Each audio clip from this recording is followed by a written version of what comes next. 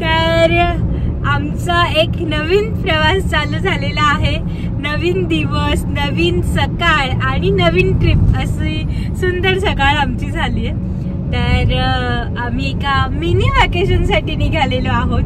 तर गुजरात मध्ये असणार आहे ही ट्रिप आणि माझा गुंडू बाबा।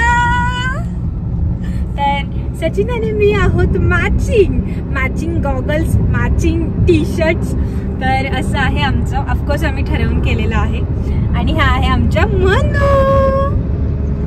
हॅलो मनू, हाय, हॅलो। ती झोपेतनं उठल्या। तर आम्ही एका सुंदर डेस्टिनेशनला झालेलो आहोत, ते आहे स्टॅच्यू ऑफ युनिटी। तर सरदार वल्लभभाई पटेल यांचं स्टॅच्यू आहे, जे जगात सगळ्यात मोठं, सगळ्यात उंच आहे। तर ते आम्ही बघणार आहोत आणि तुम्हाला सुद्धा आमच्या बरोबर दाखवणार आहोत।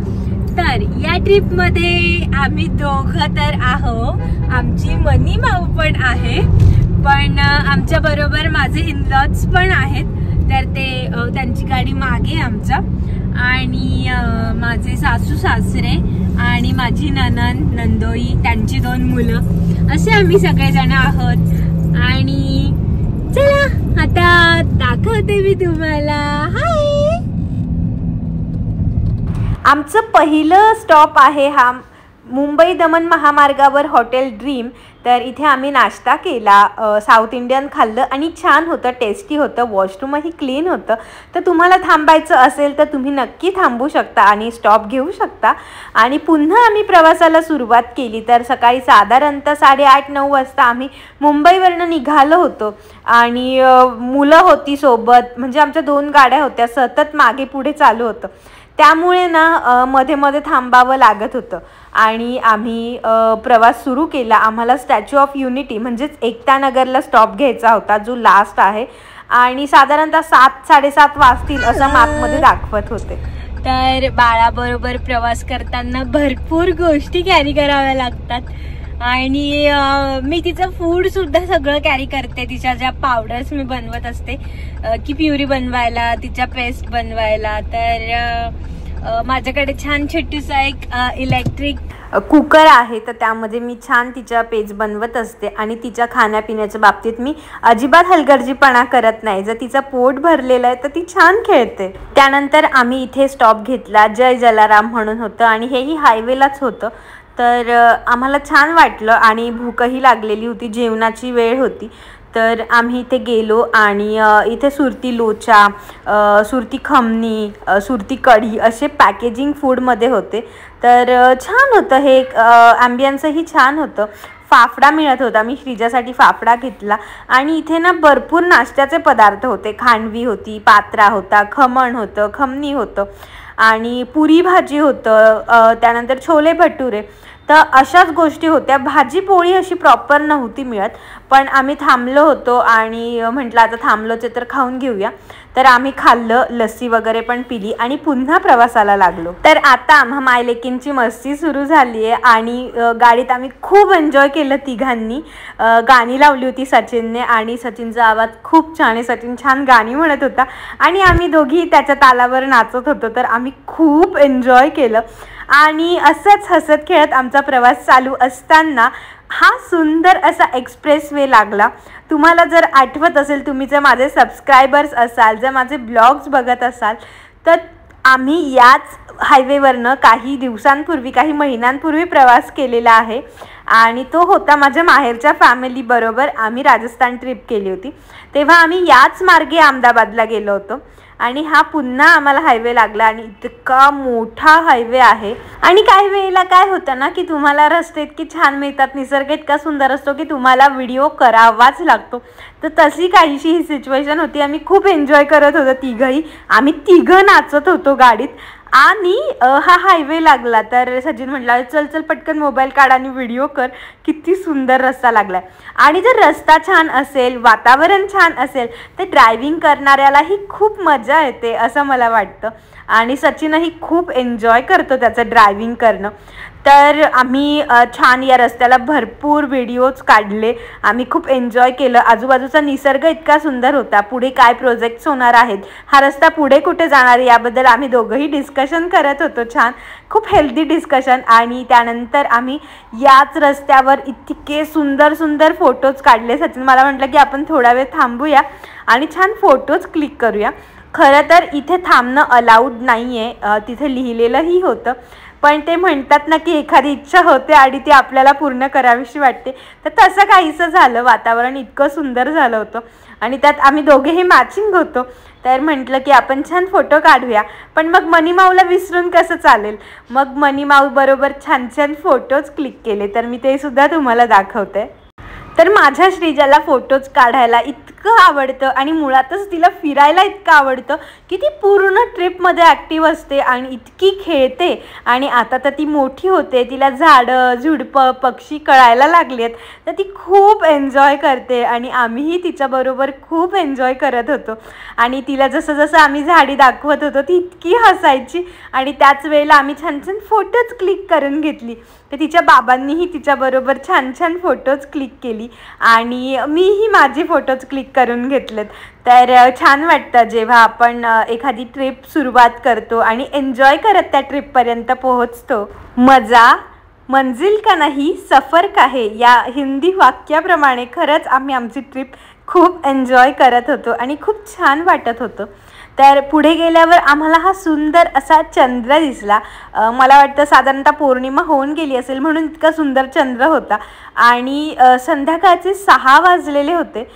थोडंसं अंधार पडायला लागला होता, पण खरंच चंद्र इतका सुंदर दिसत होता आणि मला त्याला कॅप्चर करावंसं वाटलं. आणि नारळाच्या झाडांमधनं चंद्र बघताना खूप छान वाटत होतं, जसा की तो लपंडाव खेळत होता.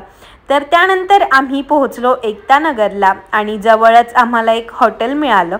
तर हे हॉटेल छान होतं, बाहेरचं वातावरणही छान होतं. मी मुलांबरोबर इथे खूप वेळ झोका खेळत होती आणि हे माझ्या नंदेचे 2 मुलं आहेत आणि ही माझी श्रीजा. तर आम्ही भरपूर वेळ इथे झोका खेळलो, मज्जा केली आणि जेवण वगैरे करून छान आम्ही पुन्हा आमच्या रूमवर निघालो. तर आम्ही ऑलरेडी हॉटेल बुकिंग करून ठेवलेलं होतं. तर रुद्र असं नाव होतं त्या हॉटेलचं आणि होमस्टे होता. तर छान होतं, 2 दिवसांसाठी आम्ही ते घेतले. गुड मॉर्निंग सगळ्यांना. तर आता आम्ही छान असं रेडी झालेलो आहोत आणि वी आर मॅचिंग. तर आता आम्ही चाललेलो आहोत जो स्टॅच्यू आहे इथला तो बघण्यासाठी. तर लेट्स गो. आणि मी तुम्हाला जितकं शक्य होईल तितकं दाखवण्याचा प्रयत्न करते, कारण कंटिन्यू श्रीजा माझ्याकडे असते तर इतकं ब्लॉगिंग करणं शक्य नाही. सो बघूया, जितकं जमेल तितकं मी तुम्हाला दाखवते. आणि माझ्या गोंडू बाबू, तर मी तिला छान चॉक शरबत सगळं रेडी केलं, पण ती किती वेळ ठेवेल आय डोंट नो. तर बघूया आता. तर इतके सुंदर रोड होते इथले आणि खरंच असं फॉरेन कंट्रीसारखं वाटत होतं, कारण क्लीन होतं, सगळं इतकं क्लीन होतं की मी तुम्हाला शब्दात वर्णन नाही करू शकणार, इतकं सुंदर वाटत होतं. आणि खरंच जगातला सगळ्यात उंच असा पुतळा त्यांनी इथे बनवला आहे आणि आजूबाजूचं सगळं सुंदर वातावरण. तर त्यांना क्लीन ठेवल्यामुळे जे बाहेरची लोक आहेत त्यांनासुद्धा यायला भारतामध्ये खूप इझी आहे आणि खूप छान वाटेल. तर हे बघा, वेलकम टू एकतानगर. तर खूप छान वाटत होतं मला आणि खूप प्राऊड फील होतं की जगातली एकमेव गोष्ट ही आपल्या भारतात आहे, आपल्या इतक्या जवळ आहे हा भारताचा तिरंगा. आणि आपल्या इतक्या जवळ असताना आपण तिला बघायला जातोय, तर ही खूप छान गोष्ट होती. तर एकतानगरचा हा रेल्वे स्टेशन आहे आणि इथून फ्री बसेस असतात स्टॅच्यू ऑफ युनिटीला जाण्यासाठी. तर इतकं व्यवस्थित लोकांसाठी ट्रान्सपोर्टची सुविधा केलेली आहे आणि खरंच खूप छान वाटत होतं मला. तुम्ही आजूबाजूचे रोड्स बघू शकता, आजूबाजूचं वातावरण बघू शकता. आपण निसर्गाच्या इतक्या जवळ येतो, इतकं छान वाटतं. आणि लोकांसाठी AC बस स्टँड होते इथे. तर तुम्ही हे राईटला बघू शकता की एक जगदीश रेस्टॉरंट होतं, इथे सुद्धा सगळे नाश्त्याचे पदार्थ होते. तर छान होतं. इथलं जेवणही मला खूप आवडलं, टेस्टी जेवण होतं. स्टॅच्यू ऑफ युनिटीचं जे जेवण आहे ते थोडंसं प्रायझी आहे, तर ही जी मी तुम्हाला फ्री बसेस सांगत होती ना, तर या फ्री बसेस आहेत इथल्या आणि या तुम्हाला स्टॅच्यू ऑफ युनिटीपर्यंत रेल्वे स्टेशनपासून फ्री सोडतात. आणि या ज्या पिंक कलरच्या रिक्षा दिसत आहेत ना, तर सगळ्या रिक्षा या अशाच आहेत इथे आणि या सगळ्या ई रिक्षा आहेत. त्यानंतर ई बसेस आहेत, सगळ्या ई गाड्या आहेत आणि आपली गाडी तिथे काही अंतरापर्यंतच जाऊ शकते. तिथून पुढे आपल्याला एकतर बसने प्रवास करावा लागतो किंवा आपल्याला रिक्षा चॉईस करावी लागते.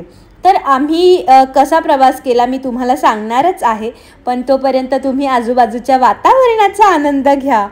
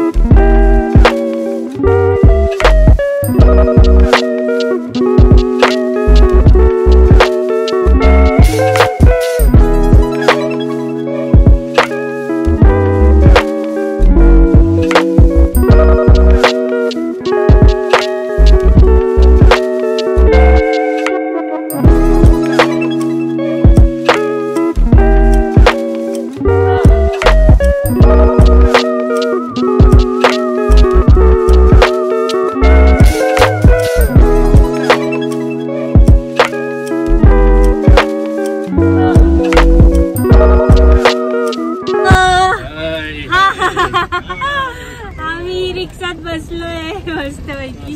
एकदम श्रीजाला दाखव. श्रीजा इकडे इकडे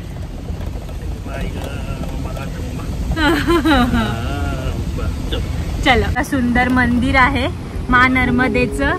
नर्मदा माता की जय. तर तिथे आपल्याला आपली गाडी पार्क केल्यानंतर ई रिक्षाने फिरावं लागतं. जिथे कुठे आपल्याला जायचं असेल तर ती ई रिक्षा आपल्याला घेऊन जाऊ शकते. तर संपूर्ण दिवसाचे 2000 रुपये असे चार्जेस आहेत ई रिक्षाचे आणि साधारणतः 3 जण आरामात बसतात. जर तुमच्याकडे एखादं बाळ असेल तर तुम्ही मांडीवर घेऊ शकतात. तर असे आम्ही तिथे ई रिक्षा केली आणि आता तुम्हाला स्टॅच्यू दिसत असेल तर थोडीशी झलक दिसते या स्टॅच्यूची. तर या स्टॅच्यूच्या पुढेच झू पार्क आहे आणि आधी आम्ही झूला जाणार आहोत. तर हे बघा, हे आहे सरदार वल्लभभाई पटेल यांचा झू पार्क. तर झूमध्ये फिरताना साधारणतः 3-3.5 तास लागू शकतात आणि आम्ही श्रीजासाठी हे स्ट्रोलर घेतलं होतं, जे बाळासाठी अत्यंत उपयोगी ठरलेलं आहे आणि यामुळे आम्हाला खूप मदत झाली आहे. तर हे बघा, आता आमची पार्क फिरण्याची जी सुरुवात आहे ती झाली आहे आणि मी जे जे प्राणी दिसलेत मला ते छान कॅप्चर केले आहेत. तर तुमच्या सगळ्यांसाठी तुम्हीसुद्धा घर बसल्या झूची सफर करू शकताय. तर नक्की बघा. हे बघा किती सुंदर मी कॅप्चर केलं आहे. तर माझं सगळ्यात जास्त जिथे झूम होत होतं तर तिथे मी झूम केलं आहे आणि काही प्राण्यांची खूप सुंदर ॲक्शन यामध्ये रेकॉर्ड झाली आहे. तर तुम्ही बघू शकताय की मी किती छान रेकॉर्डिंग केलं आहे आणि सिंहाची तर इतकी छान रिॲक्शन आलेली.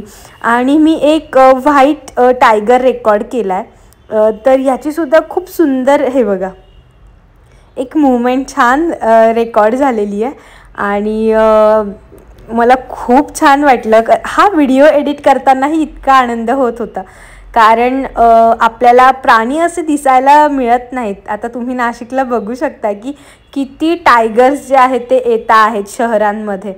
तर आपण त्यांचं जंगल हिरावून घेतोय आणि त्यामुळेच ते आपल्या इथे प्रवेश करतात.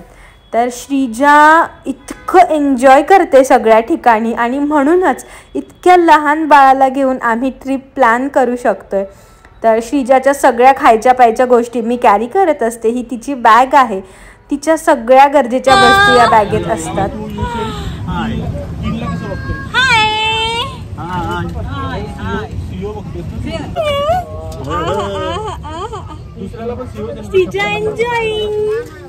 तर अशा गाड्या तिथे झूवाल्यांनीच ऑर्गनाईज केलेल्या आहेत आणि त्यात आपण बसायचं आणि आपल्याला एक छान सफर देतात. तर आजूबाजूला जे काही प्राणी असतात ते आपल्याला याच्यातनं दिसतात. या झू पार्कचं 200 रुपये पर पर्सन तिकीट आहे. तर अडल्टसाठी आहे हे तिकीट आणि मुलांसाठी 5 वर्षाच्या पुढे तिकीट आहे. तर हे बघा पोपट हा तर इतका छान, हे सगळे पक्षी असे मोकळे होते त्यामुळे त्यांना रेकॉर्ड करणंही माझ्यासाठी खूप छान होतं.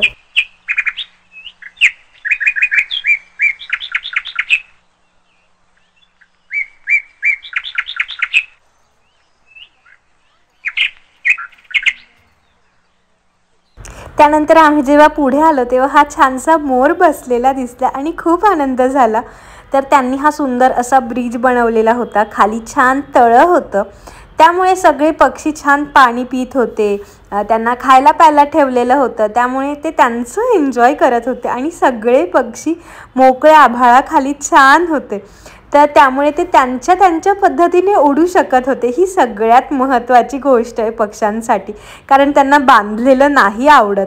तर खूप छान वाटत होतं. हे बघा मोठमोठे पक्षी आहेत, शहामृग आहेत, बदक आहेत मोठमोठे आणि ते छान एन्जॉय करत होते आणि वरून छान ब्रिज बनवलेला होता, तिथून आपण चालू शकत होतो. तर हे बघा श्रीजा, तर श्रीजा पण खूप एन्जॉय करत होती आणि आम्ही असं कधीच नाही करत की फिरतोय म्हणून तिच्याकडे लक्ष नाही, तर आम्ही तिच्याकडे सगळं लक्ष देतो. आणि हे बघा हा एक मोर खूप छान असा चालत येत होता आणि मी त्यालाही खूप छान कॅप्चर केलं. तर तुम्ही मला नक्कीच थँक्यू म्हणा की तुम्हाला घरबसल्या मी इतका सुंदर रंगीबिरंगी पिसारा असलेला मोर दाखवते आणि सगळेच प्राणी. तर खूप छान वाटत होतं. एकतर आपल्याला शहरात हे असं काही बघायला मिळत नाही, त्यामुळे इतका रंगीबिरंगी मोर, बदक, कोंबड्या हे बघताना नक्कीच आनंद होतो आणि एक बघण्याचं मला तरी एक छान कुतूहल असतं. तर लहानांप्रमाणे आपणही एन्जॉय करायचं असं मला वाटतं. आणि मी आणि श्रीजा बसली आहे, ही सगळी लाईन लागली आहे ज्या गाड्या आहेत ना तर त्यांच्यासाठी. आणि आम्ही जिथे होतो त्याच वेळेला राज्यपाल इथे आलेले होते विजिट देण्यासाठी. त्यांनी त्यांच्या फॅमिलीबरोबर बघितलं. तर तुम्ही बघू शकता 2 गाड्या ज्या आहेत त्या गेल्यात राज्यपालांच्या, त्यांची सिक्युरिटी. तर हे सुद्धा मी कॅप्चर केलं होतं आणि त्यांना छान VIP ट्रीटमेंट मिळत होती. तर हे व्हाईट हरिण आहेत आणि किती छान वाटतंय त्यांचं कळप बघताना.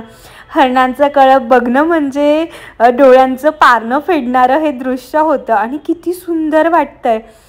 मला हे बघताना इतका आनंद होतोय आणि जे मी रेकॉर्ड केलं आहे एडिट करताना पुन्हा बघते.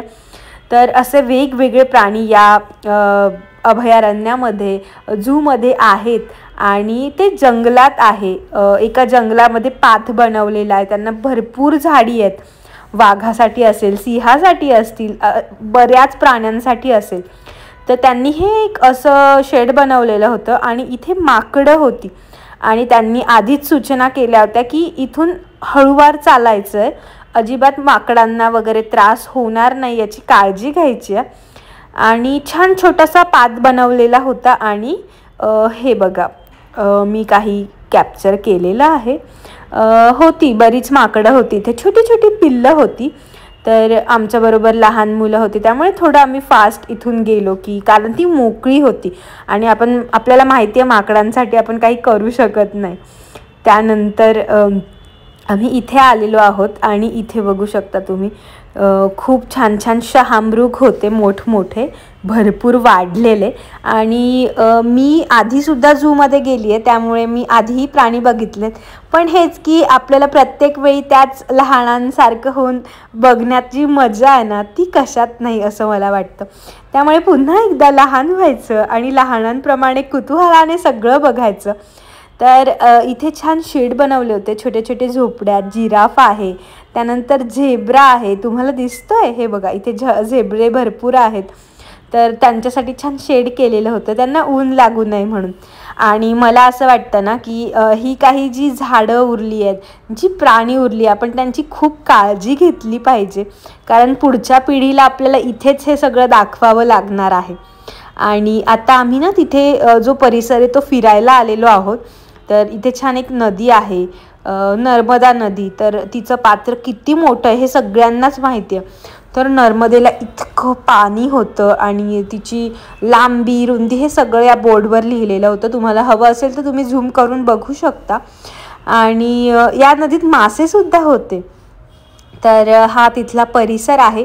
भरपूर ऊन होतं त्यामुळे सगळेच काही उतरले नाही, पण मी मात्र तुमच्यासाठी कॅप्चर करायला उतरली. सगळीकडे फोटोज काढले, सगळं रेकॉर्ड केलं, शूट केलं आणि मी माझ्या जगण्याचा आनंद घेतला. कारण आपण इथे पुन्हा पुन्हा येत नाही, त्यामुळे आपण जेव्हा आलो आहे त्यामुळे तिथे सगळं बघायचं, डोळ्यांचे पारणे फेडून घ्यायचं असं मला वाटतं. तर मला खूप आनंद होतो जेव्हा मी फिरत असते, कारण आपण जे जगतोय ना ते कुणाचं तरी स्वप्न असेल असं मला वाटतं. तर आपण छान जगूया आणि मला आनंदाने जगायला आवडतं. तर तसंच आपण इथे छान वेळ स्पेंड केला. या पाण्याजवळ मला या पाण्याचा आवाज घेताना खूप आनंद वाटत होता, कारण शहरामध्ये या गोष्टी खूप कमी मिळतात आपल्याला. तर त्यामुळे हे बघा, ह्या अशा ई-रिक्षा आणि सगळ्यात स्पेशालिटी म्हणजे त्या फक्त लेडीज चालवतात. तर इतकी सुंदर बॅकग्राऊंड होतं, इतकी छान मी दिसत होती, तर फोटोज तर काढलेच पाहिजेत. आणि या झाडाखाली माझे सगळ्यात सुंदर फोटो आलेत. मी मॅच होतं इथे बॅकग्राऊंड आणि हे सगळं. तर जी माझी ड्रायव्हर होती तिने खूप छान फोटोज काढले इथे माझे. आणि त्यानंतर आम्ही आलेलो आहोत ते म्हणजे स्टॅच्यू बघण्यासाठी. तर आम्ही इथलं तिकीट जे आहे ते ऑलरेडी बुक केलेलं होतं, कारण इथे 2 पॅटर्न्स आहेत. एक तर आपण पायापर्यंत जाऊ शकतो आणि दुसरं म्हणजे आपण सरदार वल्लभभाई पटेल यांच्या चेस्टपर्यंत जाऊ शकतो. तिथे आपल्याला वरती लिफ्ट घेऊन जाते आणि म्हणजे त्या लिफ्टमधनं वरती जाऊन सगळा व्ह्यू बघण्याचा एक वेगळा हे असतो, आनंद असतो असं मला वाटतं. तर आम्ही सगळं फिरलो. तिथे आजूबाजूचा व्ह्यू मी तुम्हाला दाखवते. इथून बरंच चालत जावं लागतं स्टॅच्यूपर्यंत गेटपासून. तर जे सिनियर सिटिझन्स आहेत त्यांच्यासाठी ई-रिक्षा आहेत. तर आम्ही माझ्या सासू सासऱ्यांना तर त्यात बसवलं, पण नंतर असं झालं ना की माझ्या नंदेला पण 2 बेबीज आहेत, माझं पण बेबी. तर माझ्याकडे तरी स्ट्रोलर होतं, पण कुश आणि सियासाठी आम्ही ठरवलं की आपणही त्यात पटकन बसून जाऊया. आणि मग आम्ही दोघी पण त्यात बसूनच आम्ही स्टॅच्यूपर्यंत गेलो, कारण मुलांना घेऊन चालणं थोडं अवघड होऊन जातं. आणि तिथे हे असे स्टेप्ससुद्धा बनवलेले होते, एक्सलेटर्स, तर त्यामुळे आपण पटकन जाऊ शकतो. तर आता सचिन आणि आलेला आहे आणि श्रीजाला आम्ही सगळं दाखवतोय. तिला किती कळत असेल माहीत नाही, पण ती तिच्या जीवनाचा आनंद घेते, प्रत्येक क्षणी एन्जॉय करते, हसतमुख राहते, अजिबात रडरड करत नाही. त्यामुळेच आम्ही तिला हे सगळं दाखवण्याचा प्रयत्न करतो. जर ती रडत राहिली असती तर मला अजिबात वाटत नाही की मी तिला घेऊन फिरली असती, की मी तर घरातच बसून राहिली असती. कारण रडले की मग मला नाही होत तिच्याकडनं, माझ्याकडनं शक्य नाही होत. आणि सचिनही तसाच आहे. आणि जर तुमच्याकडे बाळ असेल तर तुम्ही स्ट्रोलर नक्की घेऊन जा, भरपूर चालावं लागतं. मी इथे टाईमलॅप्स रेकॉर्ड केला आहे तुमच्यासाठी आजूबाजूचा परिसर. आणि स्ट्रोलरमुळे आम्हाला तर खूप फायदा झाला, कारण काय होतं ना, बाळाचेही खांदे दुखतात पकडून पकडून. आणि जर स्ट्रोलर असेल ना तर बाळ खूप निवांत राहतं, झोपतं. तर त्यामुळे स्ट्रोलरचे खूप फायदे आहेत. आणि आत्ता आपण या लिफ्टमध्ये आलेलो आहोत आणि श्रीजाला जे कोणी बघतं ना ते तिच्याशी खेळायला लागून जातं. तर आत्ता लिफ्टमध्ये सुद्धा तिला तिचे फॅन्स भेटलेत आणि ती छान एन्जॉय करते. तर एवढ्या वरती जमिनीपासून एवढ्या उंच आपण त्या लिफ्टने जातो आहे, पण एवढ्या लवकर ती लिफ्ट घेऊन गेली ना, तर खरंच टेक्नॉलॉजीची जी कमाल आहे ना. तर स्टॅच्यू ऑफ लिबर्टी या सगळ्यापेक्षा सरदार वल्लभभाई पटेल यांचा जो पुतळा आहे तो सगळ्यात उंच आहे जगात. आणि खरंच प्राऊड फील झालं पाहिजे की आपल्या भारताचे पहिले उपराष्ट्रपती, पहिले गृहमंत्री हे सरदार वल्लभभाई पटेल आहेत. यांनी आपल्या भारताला स्वातंत्र्य मिळवून देण्यात, आपल्या भारताच्या लढ्यात खूप मोठी कामगिरी लढवलेली आहे. आणि त्यांची एक आठवण म्हणून आपण त्यांच्या स्मृतिप्रित्यर्थ हा एवढा मोठा स्टॅच्यू उभा केलेला आहे. भारतासाठी, संपूर्ण भारतासाठी ही खूप मोठी गोष्ट आहे. आणि मोदीजींच्या कार्यात हे सगळं सहभागी झालेत आणि त्यांच्यामुळेच हे जे स्टॅच्यू आहे हे उभं राहिलं आहे असं मला वाटतं. तर इथून हा व्ह्यू दाखवला आहे. मी ट्रायपॉड थेट पुढे नेला आणि जर माझा फोन पुढे पडला असता तर तुम्हाला यातलं काहीच बघायला मिळालं नसतं. पण ठीक आहे, माझा फोन परत माझ्याकडे आला आहे. आणि आता मी तुम्हाला आजूबाजूचा परिसर दाखवते. तर संपूर्ण जी मूर्ती आहे, संपूर्ण जो स्टॅच्यू आहे तो मोठ्या मोठ्या लोखंडाच्या शीट्सपासून बनवण्यात आलेला आहे. हा दुसऱ्या बाजूचा व्ह्यू आहे. आणि जेव्हा आपण तिथे आजूबाजूला फिरतो तेव्हा आपल्याला कळतं की कितीतरी हजारो टन जे लोखंड आहे, जे लोह आहे ते स्टॅच्यू बनवण्यासाठी लागलं आहे, वापरण्यात आलेलं आहे. आणि म्हणजे खूप अभिमान वाटतो आपल्याला या गोष्टींचा. टेक्नॉलॉजीचं खूप कौतुक वाटतं. आणि वरती भरपूर गर्दी होती, तरी वरती जेवढे लॉबीमध्ये मावतील तेवढेच लोक खालचे जे आहेत सिक्युरिटी तेवढे वरती सोडत होते. तर हे जे तुम्हाला पोल्स दिसतात ना, हे सगळे स्टॅच्यूचे पोल्स आहेत. आणि एवढा मोठा स्टॅच्यू उभा करण्यात खूप खर्च आला आहे, भरपूर मेहनत आहे, टेक्नॉलॉजीचा भरपूर वापर आहे. आणि मला असं वाटतं ना, आपण टेक्नॉलॉजीला खूप नावं ठेवत असतो, पण टेक्नॉलॉजीमुळेच या इतक्या सुंदर सुंदर गोष्टी उभ्या राहिल्यात. आणि खरंच परदेशात आल्यासारखं वाटत होतं. मी बुर्ज खलिफाला पण जाऊन आली आहे दुबईला. तर ऑफकोर्स मी कंपॅरिझन नाही करणार, पण छान वाटतं जेव्हा आपल्या भारतामध्ये सुद्धा इतक्या सुंदर गोष्टी आहेत आणि व्ह्यू मी रेकॉर्ड करते. तर तिथे पुढे सुद्धा पोल लावलेले होते की तुम्ही यापुढे नका जाऊ. मी नाही गेली, फक्त मी माझा फोन घेऊन ट्रायपॉडने वरती नेला आहे, कारण तुम्हाला मला हा व्ह्यू दाखवायचा होता. पण डोळ्यांचं पारणे फेडण्याचं हे दृश्य आहे आणि खूप छान वाटतं आहे. मला खूप आनंद होतो आहे की जगामधलं सगळ्यात उंच स्टॅच्यू बघायला मी इथे आली आहे. आणि इतकं छान वाटतं आहे. माझी सगळी फॅमिली आहे आणि मी माझ्या लेकीला पण सगळं दाखवते, तीही खूप एन्जॉय करते. तर असं सगळं आहे. आणि हे सुद्धा स्टॅच्यूचंच आहे भाग. तर तुम्ही नक्की बघा. आणि जर तुम्हाला तुमच्या परिवाराला घेऊन जायचं असेल तर एक नक्की छान ट्रिप प्लॅन करा आणि आपण जे काही फिरतो त्यामध्ये खूप खूप आनंद माना असं मला वाटतं. तर श्रीजाला बघा आता असं उलटं उभं राहायचं आहे आणि पडायचं आहे, पण मग मी आहे कंटिन्यू तिच्या बाजूला आणि मी तिची सगळी काळजी घेत असते. तिला काय हवं नको ते सगळं बघते. वेळोवेळी तिला खायला प्यायला देते, तिला एंटरटेन करते. कारण असं नाही की फक्त स्ट्रोलरमध्ये बसवलं आणि ती तिचं खेळते, असं नाही. मी प्रत्येक वेळी तिला एंटरटेन करते. तिला भूक लागली की काहीतरी देते आणि ती चिमणीसारखे असं मुरमुरे खात असते. तर अशी माझी लेक, गुणी लेक आहे.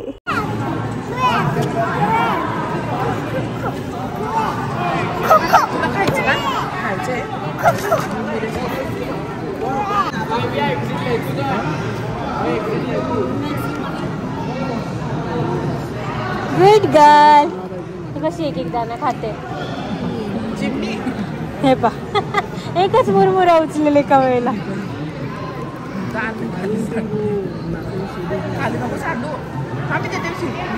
तर आम्ही आता आलेलो आहोत जो स्टॅच्यू आहे त्याच्या पायाजवळ आणि तिथून व्ह्यू कसा दिसतो ते मी तुम्हाला आत्ता दाखवलं.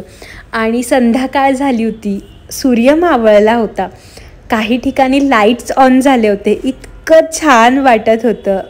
त्यात नदीचं जे पात्र आहे ते इतकं मोठं आहे आणि हळूहळू गार हवा छान आपल्या अंगाला झोंबत होती. इतकं सुंदर वाटत होतं आणि इथून स्टॅच्यू कवर करणं शक्यच नव्हतं. आणि तुम्ही बघू शकताय की आपली उंची त्यांच्या सँडलचं सुद्धा खाली होती. आणि तसंच विचारांचं सुद्धा आहे की आपल्याला इतके मोठे विचार करायचे आहेत. आणि आम्ही तिथलं सगळं परिसर फिरल्यानंतर इथे आलेलो आहोत. तर इथे एक लाईट शो होता आणि लेझर शोमध्ये त्यांची सगळी हिस्ट्री दाखवली होती आणि खूप छान वाटत होतं.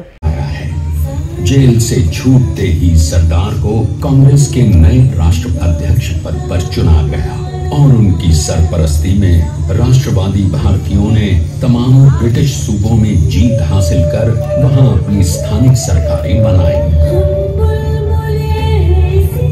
किंतु सरदार का सपना केवल सरकार बनाना नहीं था. उनका स्वप्न तो था एक ऐसे नए भारत का जहां हर रंग, हर रूप, हर जात, मजहब, तबके का हिंदुस्तानी एक साथ मिलकर एक ऐसा नया भारत बना सके जहां पूर्ण स्वराज के साथ सारे समाज को गरीबी, अशिक्षा, छुआछूत से भी आजादी मिल जाए, अंग्रेजों की गुलामी से आजादी, ताकि भारत के लोगों की अपनी सरकार सबके साथ और सबके विकास के लिए काम कर सके। बापू की अगुवाई में अब